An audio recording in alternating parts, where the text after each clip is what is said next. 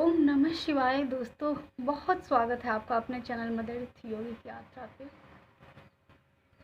दोस्तों आज का दिन मेरे लिए मेरे अंदर मेरे गर्भ के सत्य के लिए मैं जो हूँ, मेरी आत्मा के लिए अत्यंत शुभ दिन, तारीख और महीना है। और मेरी इच्छा हुई कि आज मैं आप सबों से अपने उन यात्रा को शेयर करूं जो जिसे मैंने जिया है और जो मैं हूँ वास्तविक। आज के दिन से लगभग 5 साल पहले 2018 से मेरी डेथ हुई थी दोस्तों। 2018 में मेरी मृत्यु हो गई थी। मेरे इस शरीर की, मेरे मन से जुड़े तमाम चीज़, जो इस पृथ्वी से जुड़ी भौतिक व्यवस्था के अंतर्गत जितनी भी चीज़ें आती हैं, उन सभी का नाता मेरे शरीर से जुड़े संबंधों के साथ टूटकर समूल अलग हो गया था।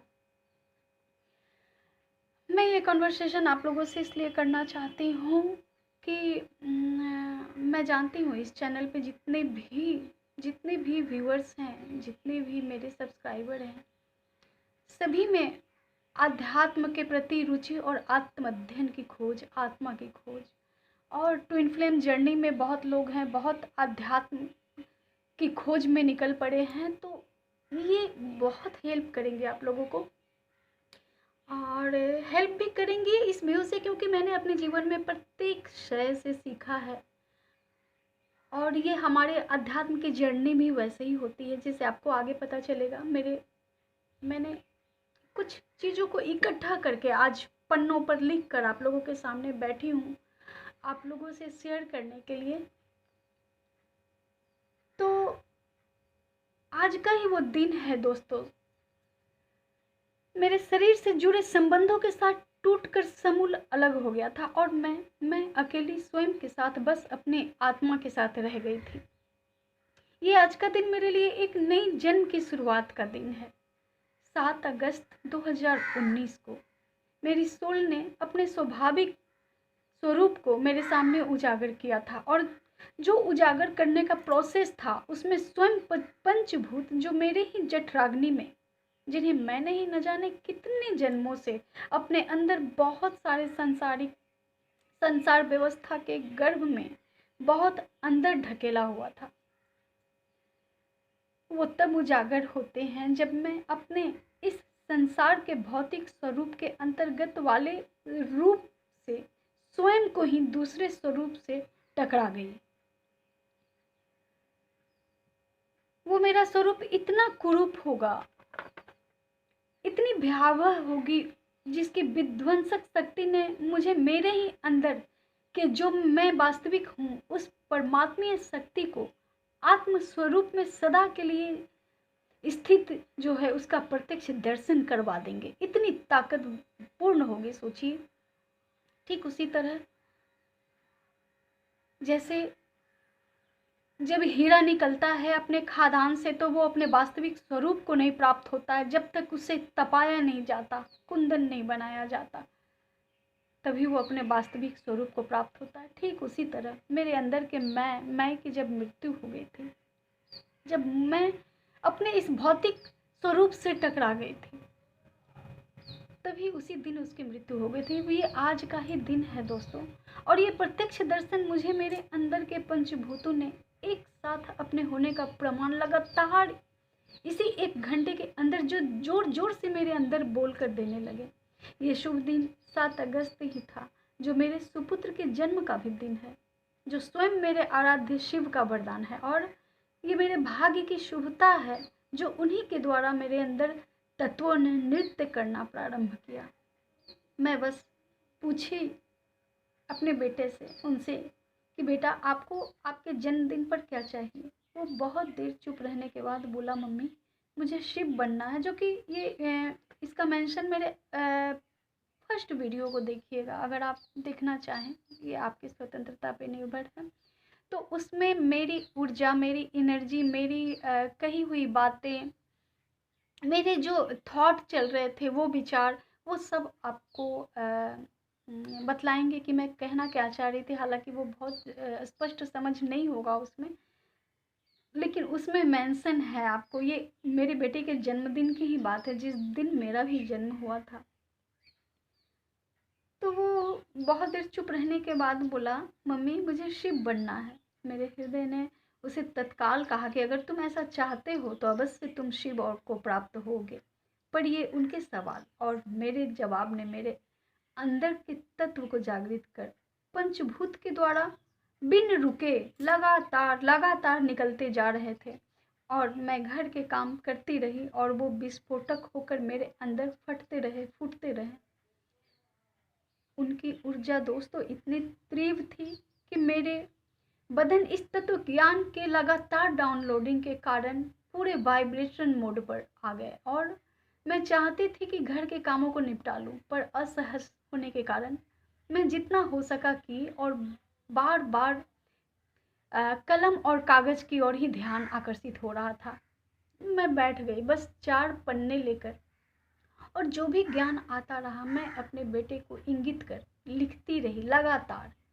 ये ज्ञान पृथ्वी, जल, वायु, अग्नि और आकाश के थे, जो प्रत्येक मानव के भी अंदर के हैं, जिन्हें लिखते समय ये समझ मेरे अंदर चलते रहे कि यही वो तत्व हैं जो प्रत्येक मानव को मिलकर उन्हें उनके शरीर का आकार दिया है। और पांचों तत्व अपने अपने स्वरूप को उजागर कर ये समझाते गए मुझे कि अगर तुमने हमारे वजूद को स्वीकार कर मुझे शुद्ध नहीं किया तो तुम अपनी वास्तविकता, अपनी शुद्धता को कैसे प्राप्त करोगे।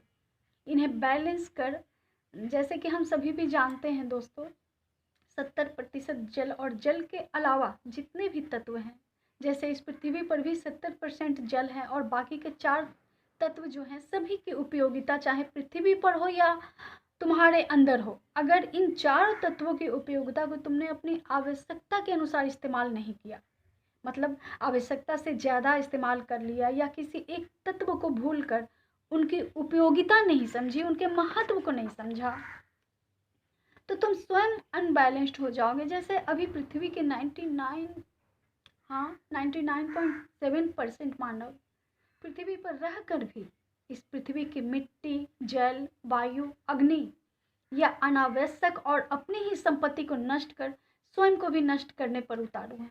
ये सारा डाउनलोडिंग मुझे पंचतत्व के ज्ञान पे आता रहा और मैं इन पर फोकस्ड करती रही।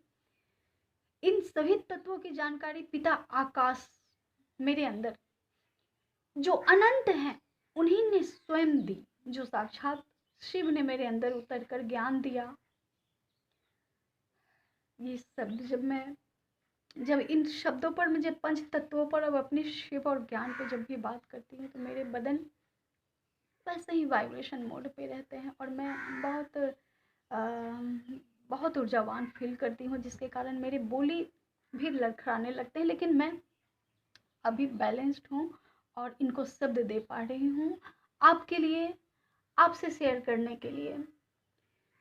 अपने विराट स्वरूप को मेरे अंदर प्रत्यक्ष किया था उसी दिन उन्होंने, और प्रत्येक आभूषण जो वो धारण करते हैं उनका वास्तविक अर्थ वो क्या है, वो क्यों बैरागी हैं, राग और बैराग एक साथ कैसे संवहन कर वो सत्यचित आनंद स्वरूप में स्थित और समग्र व्याप्त कण कण में वो देवी माँ पार्वती के साथ एकाकार हो नित्य नए क्रिएशन कर रहे हैं और पुराने क्रिएशन को स्वयं में विलीन करते जा रहे हैं। माँ सती को कितना तप करना पड़ा था शिव की शक्ति यानी वामांगी बनने को। शिव पहले स्वयं रुद्र थे, शंकर, और फिर शिव कैसे बने, कैसे वो अपनी शक्ति के साथ एक होकर विनाश और क्रिएट दोनों करते हुए स्थिर और समाधिष्ट ध्यानस्थ है। वो स्थित प्रज्ञ हैं, न्यूट्रल हैं। अगर आप उनके बारे में, मैं स्वयं आपको तो मैं इंगित करके बोल रही हूँ, मैं स्वयं अगर इन चीज़ों के भीतर गई तभी से मेरी रिसर्च चालू हुई कि वो कैसे हैं, क्या हैं, जबकि पहले वो मेरे अंदर उजागर हुए थे। उसके बाद मेरी ये यात्रा स्टार्ट हुई थी दोस्तों, और फिर ये सारा चीज़ मेरे सामने आता गया कि वो कैसे स्थित हैं, कैसे सारी चीज़ों को लेकर, सारे ब्रह्मांड को, एक ब्रह्मांड पे हम लोग रहते हैं ना, एक ब्रह्मांड को जानते हैं, अनंत ब्रह्मांड, उन सारे ब्रह्मांडों के साथ वो कैसे न्यूट्रल है।